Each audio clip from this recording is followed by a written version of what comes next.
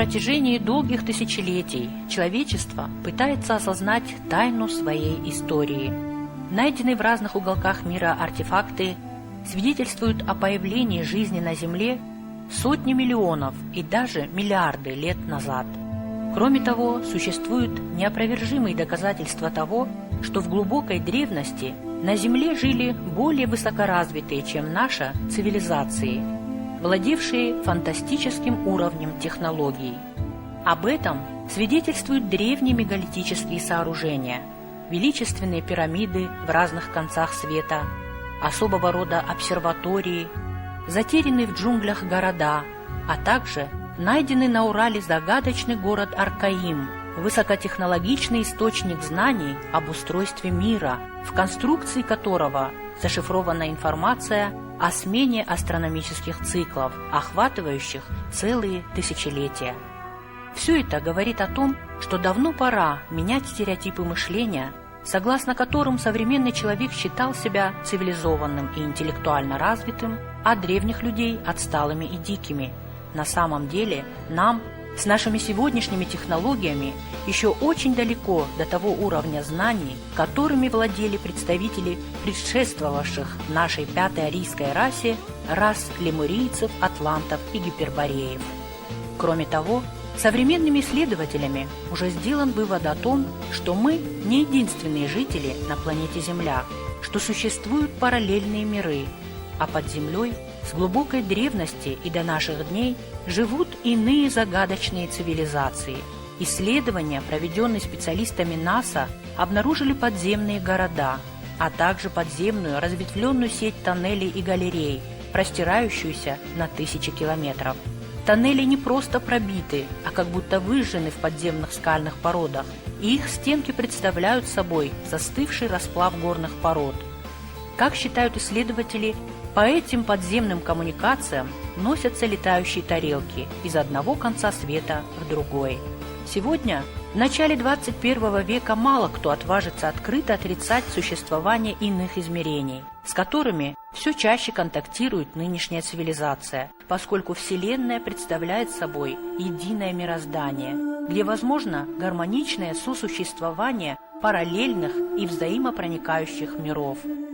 Земляне отнюдь не одиноки во Вселенной. Кроме них есть и другие разумные формы жизни, например, такие, как те, которых называют ангелами.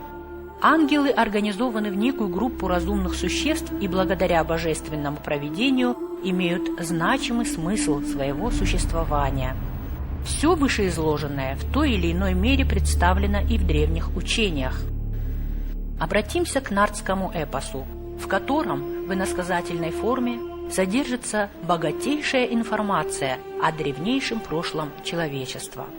В мире нартов, помимо них и других народов, живет еще одна раса, во много раз превосходящая тех же нартов в уровне технического развития. Это раса Дауджета, покровителей различных сил природы, которая имеет свои поселения как в воздушном, так и в подводном пространстве. Дауджета благоволят к нартам, постоянно покровительствуют, снабжают отдельными техническими изделиями, как правило, очень могущественными. Таких образцов технологий богов в эпосе упоминается достаточно много. Например, Шатана владела магическим зеркалом, способным передавать информацию не только о событиях, происходящих за многие километры, но и о событиях недавнего прошлого. Есть описание и других волшебных предметов. В нескольких сказаниях упоминается, что предки нартов говорили на хатиакском языке. Почти все его забыли, но именно он являлся языком Бога, и им владел нарт Батрас, который рос и воспитывался на дне моря у донбеттеров. Один из самых распространенных сюжетов астинского эпоса – борьба нартских героев с великанами. В сказании «Как Хамас женился» описывается народ карликов Басента, ведущих свой род от донбеттеров и живущий постоянно под землей.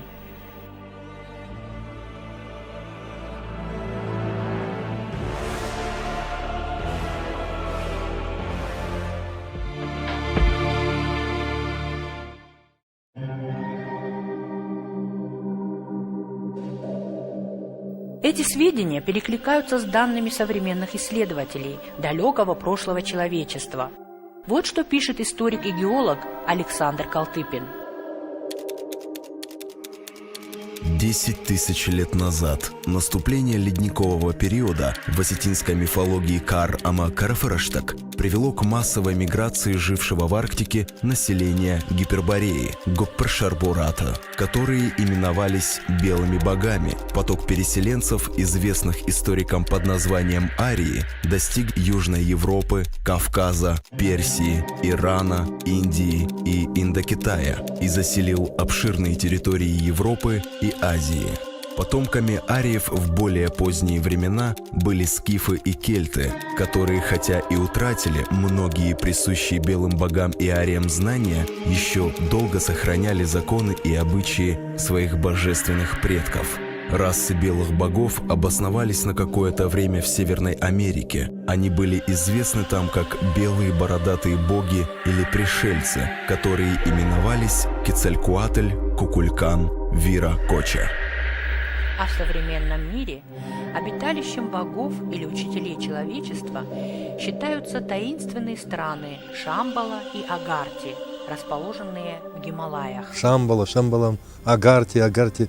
Это все я не считаю, давно не считаю феноменом, это действительно правда. Дело в том, что когда в 1995 году впервые мы вступили на землю Тибета Великого, мы несколько дней находились вначале на месте базового лагеря Эверест. Это находится на высоте 5140 метров. Дней 7 мы находились там, и чувствую, у людей идет тяжело акклиматизационный период, адаптация тяжелая. И тогда вот у меня зов души, вот что-то у меня родное ждет чуть ниже на 5000, а на 5000 метров там есть владение великого Далай-ламы, это самый высокогорный в мире монастырь, Ронгбук тоже называется.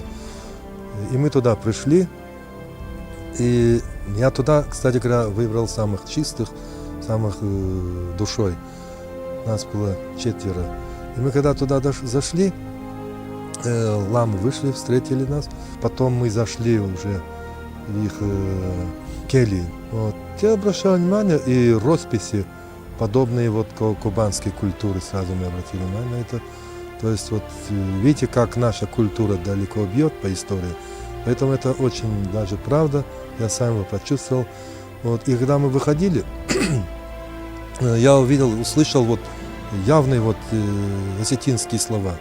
Вот. Кстати говоря, их вот там даже счет подобен нашему счету. И когда мы уже выходили, 2 служителя вышли нам и догнали нас, говорят, простите, говорят, вот тут собралось 16 команд мира, говорят, ну все гости как гости, а вот вы как родные мы чувствуем, и поэтому разрешите над вами совершить обряд типа вот освящения там. Ну, я сказал, что мы за этим пришли, чтобы была какая-то помощь духовная, подпитка требуется. И вот туда он зашел, сам на колени сел и меня на колени посадил. То есть как бы он приравнил меня. И он часа два он читал молитвы. Да. После этого, вот представьте, почти голыми коленями, вот, там типа гравий, камушки, не чувствовал никакой боли. Мне такой прилив какой-то энергии, теплота такая, много хорошего сверху идет, я уже космос почувствовал. Все было, ну, как до сих пор у меня волос становится дыбом, потому что та энергетика, которую я тогда получил, вот до сих пор я ее ощущаю. Перед выходом этот лама сказал, от сегодняшнего дня это кусочек вашей осетинской земли. Все легенды народов всего мира говорят о том, что когда-то к ним прилетели белые боги, начали их учить знаниям, давали им какие-то наставления, с помощью которых их цивилизация начинала развиваться семимильными шагами. Кто же были эти боги, откуда они взялись и почему они вдруг начали учить человечество? Это были нарты.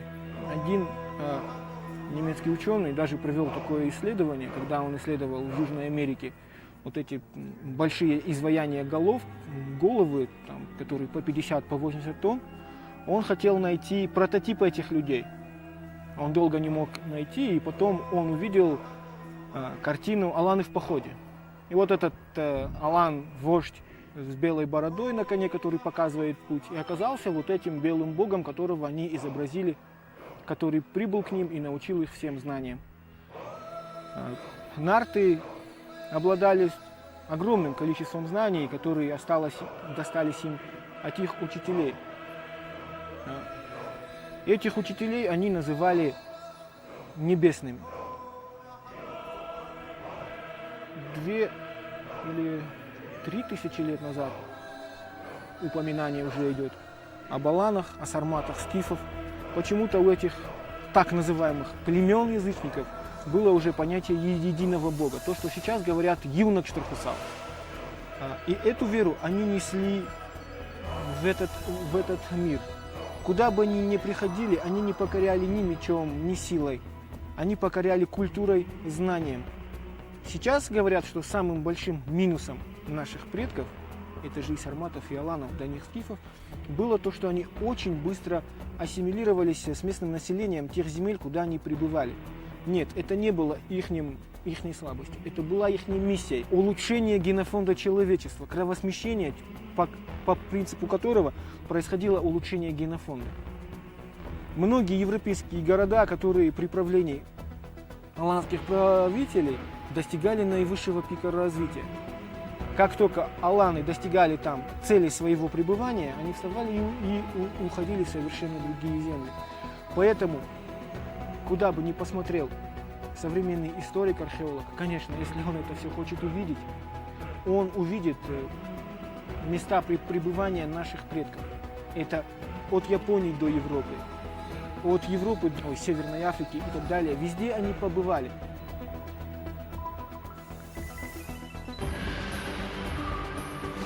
Вероятно, представители древнейшей расы атлантов, нарты, асы, скифы, сарматы и так далее преследовали единственную цель – подтянуть народы мира до своего духовно-социального уровня. Они были посвящены в древние космические знания, говорящие о необходимости эволюционного развития человечества, о том, что встреча Бога с человеком происходит не в храмах различных религий, а в самой глубине человеческого существа, в духе, о том, что чем выше культура людей, тем возвышеннее понятие их о том высшем начале, которое принято называть Богом.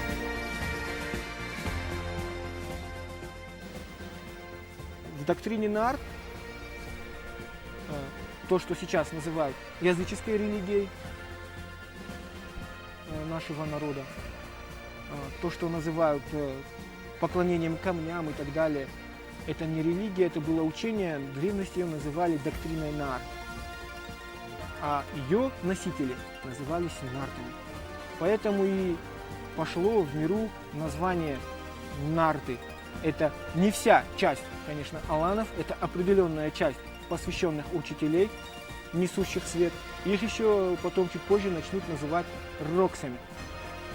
Я уже об этом слове как-то говорил. Рокс – это светлый.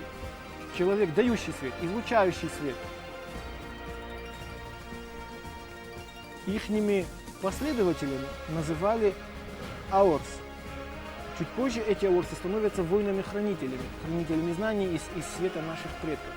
Аорс – это он этот, орс – светлый, просветленный. То есть он еще не учитель, но он уже приблизился к свету и несет свет. Конечно, не в той мере, как нарты. А нарты называли себя словом ахурганов. Они не называли себя нартами, они называли себя словом ахурганов. Что означает слово ахурганов? Он этот, хур, свет, знание, ганак, делающий, дающий. А аорсы называли себя больше ахурзал. Он этот, хур – свет, знание, зал – ищущий, требующий, который идет за знанием, ищет его.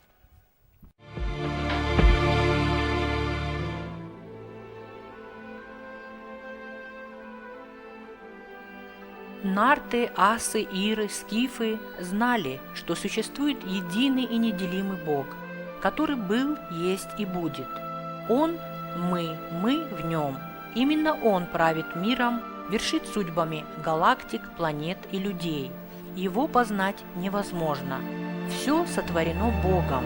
Это знание и лежало в основе проповедуемой нартами-асами идеологии единобожия.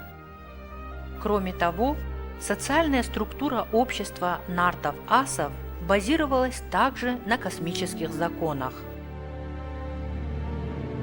Каждый человек общества свободен в использовании своих способностей. Отсутствует власть одних членов общины над другими. Все соблюдают принятые обществом нормы поведения и правила Ахдау в своих взаимоотношениях. Нарушение этих норм и правил считалось безнравственностью, невоспитанностью и осуждалось обществом как анахдаузинат. Таким образом, в устанавливаемых жрецами нормах и правилах, называемых Ахдау Ама Авшарм, порядок и скромность, были растворены знания предков осетин. Никакие ритуалы не могли начинаться без обращения к Богу. У каждого рода и даже села были свои ангелы-хранители, святые, зуары, которым в определенное время и в определенном месте совершались жертвоприношения. Ир, ас, аланы, осетины не строили для себя церквей и иных подобных сооружений. Аланы, церкви и монастыри строили для других народов с целью приобщения их к религии единобожия. Поэтому сегодня, в условиях информационного многообразия, настало время преодоления религиозных антагонизмов, обеспечение религиозной глобализации на базе древней религии древних ариев, зашифрованной как в нартском эпосе, так и в традициях и в организации общественной жизни, исповедовавшейся осетинами и аланами с самых древнейших времен. Для реализации этой идеи необходимо желание каждого неравнодушного, ищущего, мыслящего осетина изучить великое наследие своего народа. Ведь чтобы найти свое место в мире, человек должен в душе своей вернуться к истокам, в самые заповедные уголки земли предков. Только там он сможет обрести путь к эволюции духа. В древние времена космические знания давались лишь самым чистым, высокодуховным людям, жрецам, посвященным. Сегодня божественные древние знания открыты для всех, кто хочет расширить свое сознание и способен вместить учение ариев в свое сердце. Герои нашего фильма – одни из них. Всех их объединяет глубокое сознание величия корней осетинского народа и желание служить своей древней земле. Они, как и многие их сверстники, хотят прежде всего изучить древние обычаи, традиции и ритуалы, чудом сохранившиеся в течение тысячелетий, а затем попытаться расшифровать их смысл, прочитать послание предков, написанное великими нартами, атлантами, асами на универсальном языке символизма.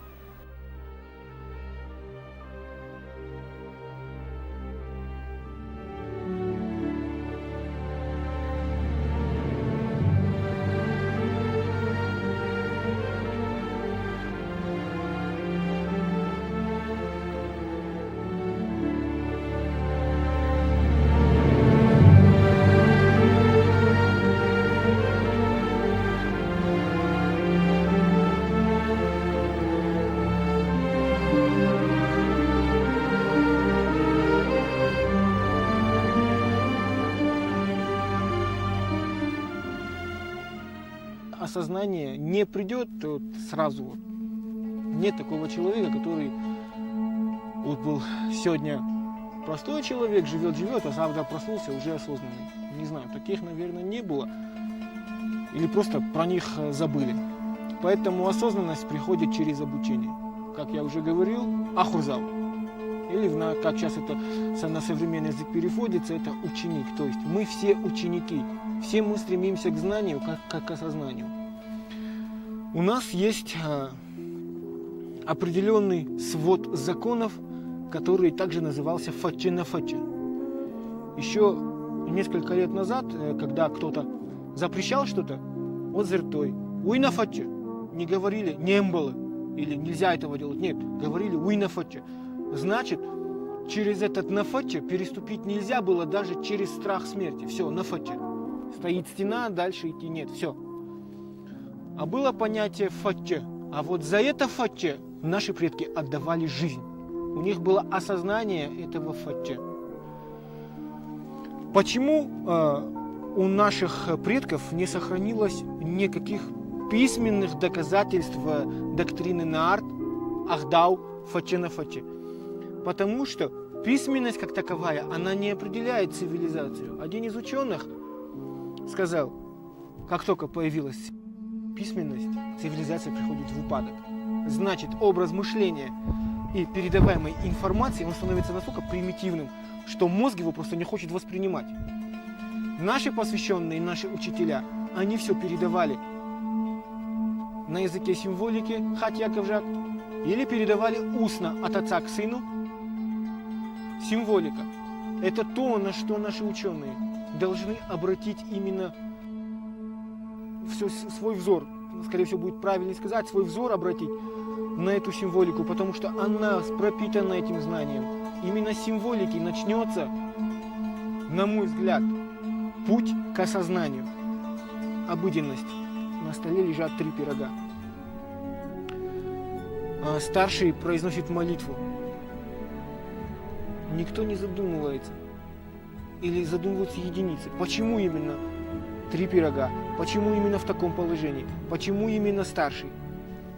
Что же это такое, эти 3 пирога? И на что бы вот надо было обратить внимание? Круг когда-либо на планете Земля, во всех мифологиях всех народов означает вечность.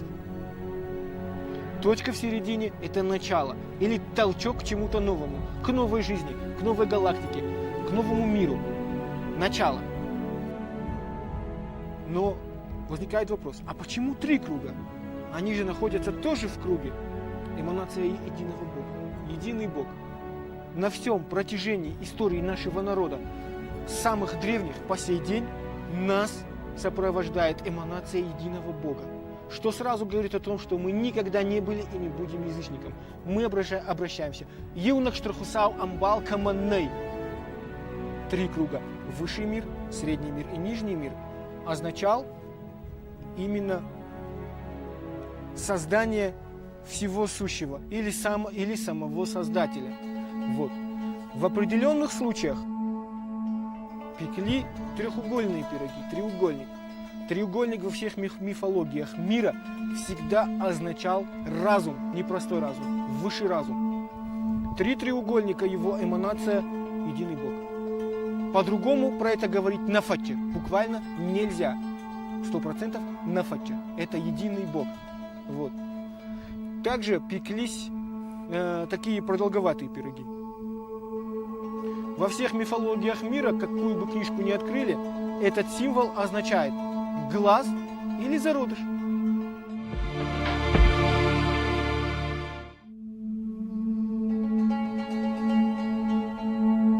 Великий энциклопедист Мэнли Холл писал: «Далеко смотрели посвященные древности. Чтобы быть уверенными в сохранении знаний на грядущие 3000 лет эпохи тьмы, они выписали их на горных склонах, замаскировали колоссального размера изображениями, скрыли в мифах. Мудрость их будет сокрыта до тех пор, пока нынешняя раса не научится читать универсальным языком символизма». Технологии, которыми владели древние, были уникальны.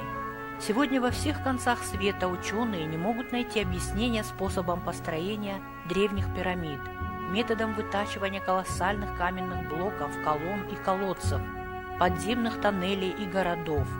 Потрясает воображение каменная кладка древних строителей. Подобную циклопическую кладку башен эпохи сарсиатов можно увидеть и почти во всех ущельях Осетии. Остается тайной и метод обработки камней, и оставленные на них петроглифы на стене древнего Ганаха в Трусовском ущелье. И еще Много-много посланий предков, записанных ими для нас, ждут своего часа в покинутых селах и ущельях.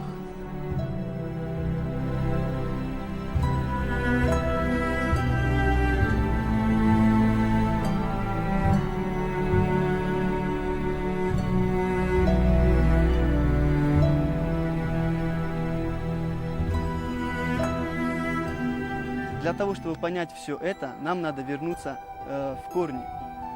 Нам надо понять историю, чтобы вернуться к своим истокам. И для того, чтобы вернуть тот Ахдау, который у нас был с древних времен. И тогда каждый человек индивидуально поймет, что означает его истинная арийская вера. А истина заключается в том, что вера осетинская, как таковая, никогда не называлась религией. Она никогда не повторялась, потому что она изначальная. Вера, она основывалась на доктрине. Доктрина – это изучение. Изучение это основывалось на 3 основных этапах. Это значит изучение строения космоса, строение человека и духа. Вот эти точные знания, они требовали строгого ихнего выполнения, потому что они подчинялись законам природы. Наша вера – это не слепая вера, не вера во что-то. Это было знание, это определенный набор, скажем так, правил, которые реально сейчас мы не видим, мы их не можем потрогать, и мы серьезно к ним перестали относиться. Но они есть, они присутствуют. В целом, эволюция – это и есть понятие того, для чего мы пришли на Землю. Эволюционировать, расти, развиваться. Почему я обращаюсь к нашей древности? Потому что в этом и заключается эволюция. Те культура, традиции, отношение младшего к старшему, отношение мужчин к женщинам, да, отношение в целом народа. Благодаря этому мы пронесли тысячелетия свое какое-то вот неповторимое на самом деле это вот традицию, а не обычаи. Я не знаю, как это правильно назвать. Ахдау свой, да. Мы его пронесли через тысячелетия, но благодаря этому Ахдау наш маленький народ остался на таком небольшом участке большой круглой земли. Только лишь благодаря этому эти факты, эти вещи на данный момент нас сейчас спасут. В преданиях восточных славян сохранилось представление о далекой южной стране, часто отождествляемой с раем, населенным богами, которую называли Ирий. Это слово на древнеиранском означает «арийская страна», и это же слово до сих пор является самоназванием современных осетин. Наверное, по воле высших сил до срока, до наступления сужденного времени, история Осетии должна была быть покрыта тайной и пребывать в забвении, иначе наследникам скифов и алан, и еще раньше нартов, атлантов, гиперборейцев просто не дали бы выжить физически в эпоху мрака и тьмы. На несколько сотен последних лет об аланах забыли, а осетин с ними не отождествляли. Как известно, Великая Алания была разгромлена войсками Тимура в начале 15 века. Часть равнинных жителей тогда погибла, другие были вынуждены покинуть свои земли, уходя на запад и восток. А современные горы Центрального Кавказа охраняли стоявшие насмерть, созданных ими на скальных крепостях, башнях и укреплениях, несколько тысяч человек, оставшихся непокоренными. Те, кто не дал даже такому сильному, коварному и жестокому врагу, как хромоногий Тимур, проникнуть в святая святых и овладеть охраняемой ими тайной. Эти стойкие и могучие представители алан не только выжили в суровых условиях гор, но и благодаря своей изолированности от внешнего мира сумели сохранить великую доктрину ариев, содержащуюся в их кодексе чести, миропонимании, традициях, этикете, духовной культуре, в их Ахдауе. Им удалось пронести сквозь века в первозданном виде и бессмертный эпос нартов. Это был великий подвиг народа, вопреки всему сумевшего сохранить и свою самобытную веру, и свои обычаи, традиции и древние ритуалы. Если бы только знали те, кто называл осетин темным, забитым, отсталым народом, о том, кем он является на самом деле и какие великие знания охраняет. Сейчас настает время, когда должен упасть полог тайны, покрывающий удивительное прошлое осетин. Народа, который, словно птица Феникс, вновь должен восстать из пепла, имея в генах духовный стержень своих поистине божественных предков. Еще в 1922 году воин, посвященный Суслан Темирханов, писал: «Если бы знали мы, кем были наши предки и какие великие дела они совершали, мы бы с гордостью носили имя Ирона и не допускали ничего недостойного. Пора и нам, осетины, узнать свою историю». Подтверждением подобных выводов могут послужить и приведенные ниже цитаты. «Счастливы должны быть осетины, измеряя славные корни свои», утверждал известный художник, философ Николай Рерих. Еще более загадочно и интригующе звучат слова его соратницы и жены Елены Рерих, в 1933 году получившей информацию от Махатм и содержащуюся в ее письмах. Среди аланов пробуждайте сознание, что Кавказ есть третья вершина будущей эры. Пусть помнят, что их горы хранят талисман братства, что Кавказ несет в себе единую великую мечту огня. Почитание огненного мира можно находить среди еще неизвестных вершин. Аланы пусть помнят мое водительство, когда часть камня была заложена, чтобы в сужденный срок засиял магнит третьей вершины. Приведем и слова францисканского монаха Ранью Неро, который еще в XIV веке предрекал: «Религия огня и солнца в 21 веке познает победное шествие». А вот пророчество знаменитого средневекового врача и алхимика Парацельса, жившего в XV веке. Есть один народ, который Геродот называет гипербореями. Гипербореи познают и сильный упадок, и огромный расцвет. У них будет 3 падения и 3 возвышения. В этой самой стране гипербореев, о которой никто никогда не думал как о стране, в которой может случиться что-то великое, над униженными и отринутыми воссияет божественный свет с горы Гипербореев, и его увидят все жители земли. О мифическом народе древности гипербореях, как их называли греки, сегодня пишут очень много. В Заполярье, на Кольский полуостров, где до смещения полюсов Земли около 10 тысяч лет назад предположительно находилась Гиперборея, ежегодно отправляются научные экспедиции, публикуются многочисленные монографии. Российские ученые с воодушевлением доказывают, что это прародина русичей. В своей потрясающей книге «Три слезы Бога» наш соотечественник Слава Джанайте, занимающийся исследованием исторического и культурного наследия осетин, доказывает, что гипербореи – это нарты Гуппаршар-Бората, народ, близкий к богам и любимый ими. В тайной доктрине Блаватской есть доказательства того, что нарты, титаны, люди третьей коренной расы, обитали в Арктагее, следовательно, нартский эпос зародился в Гиперборее. Блаватская приводит слова Аполлодора из мифологии Кинга: «Золотые яблоки находились в Гиперборейской Атлантиде».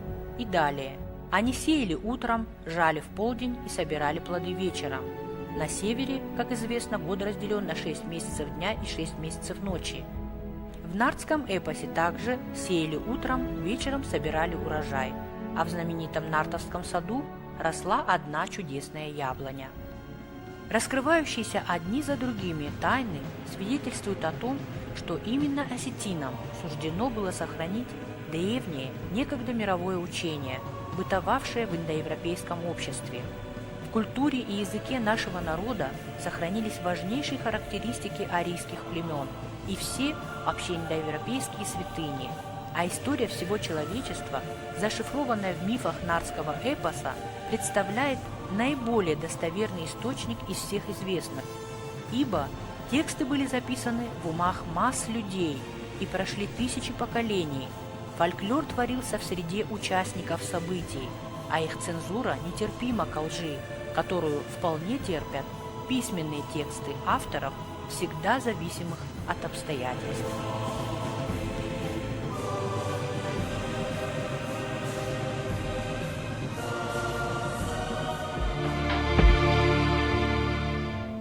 На этих землях, где мы сейчас находимся, да, вот сейчас мы сегодня в Дагоме, эти святые места были обладали определенной ценностью для нашего народа.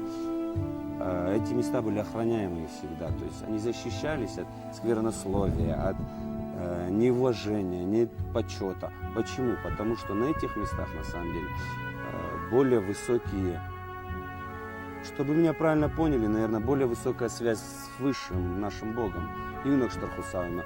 Отсюда легче обращаться, и действительно он может услышать. Я считаю, это энергетические каналы Земли, назовем их так. Это те места, которые можно обращаться к высшему Богу, который ты будешь однозначно услышан, если все правильно будешь делать. Эта земля ведь сама, она живая. Это у нас с нашего нардского эпоса это известно, когда и обращались к ней, просили, и 7 этих уровней поднебесья и подземных. Это можно все долго рассказывать. Не будем, я же говорю, трудные словосочетания употреблять. Просто надо относиться вот к земле, на самом деле, как к живому организму. Вот этот живой организм имеет, как мы свои сотовые телефоны, он также может, грубо говоря, иметь свои радиоволны какие-то, через которые общаются. Эти волны мы называем каналами энергетическими. Эти святые места, не мы их пришли и назвали их святыми местами, не наши отцы, даже не деды наши. До них давным-давно и на протяжении тысячелетий они оставались такими. Если нанести на карту Осетии все святые места, в которых издревле молились осетины и их далекие предки, то она вся будет сиять светом божественного огня.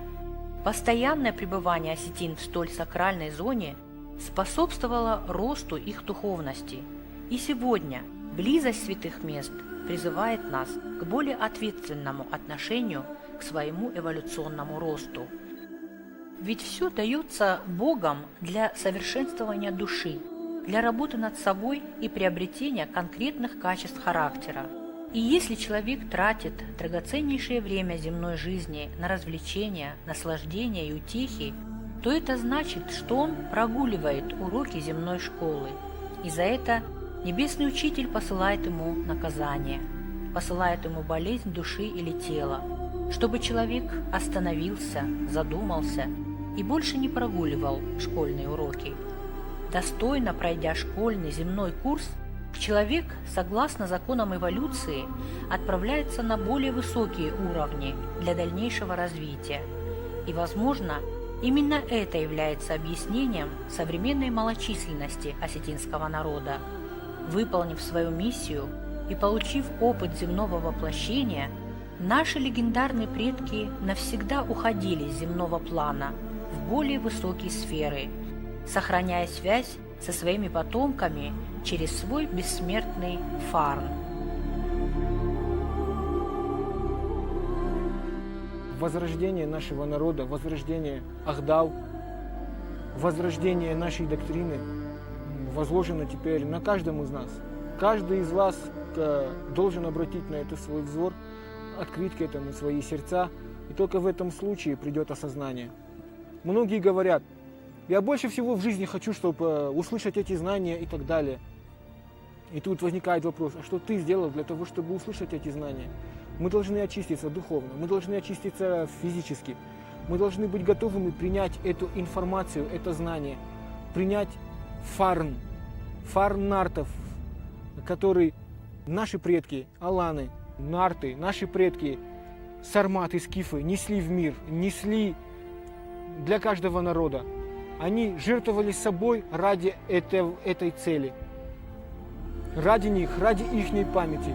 Мы должны воспрянуть, мы должны проснуться, мы должны обратить на это свой взор. Да поможет нам в этом Бог, и да пребудет с нами фарн нарта.